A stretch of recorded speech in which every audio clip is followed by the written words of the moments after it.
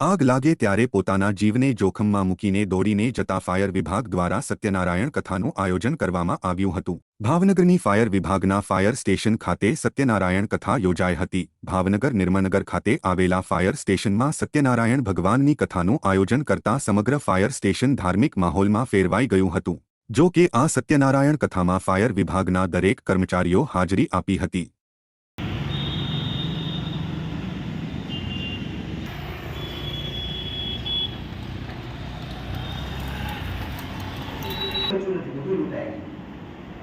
कपड़ा फाटी गया, दाढ़ी वधी गई, 8 દિવસ થી કાઢવું હોય આ દેહમાંથી ક્યારે જીવ વયો જાય કોઈ નિશ્ચિત નથી। હું જ્યારે રાત દરબારમાં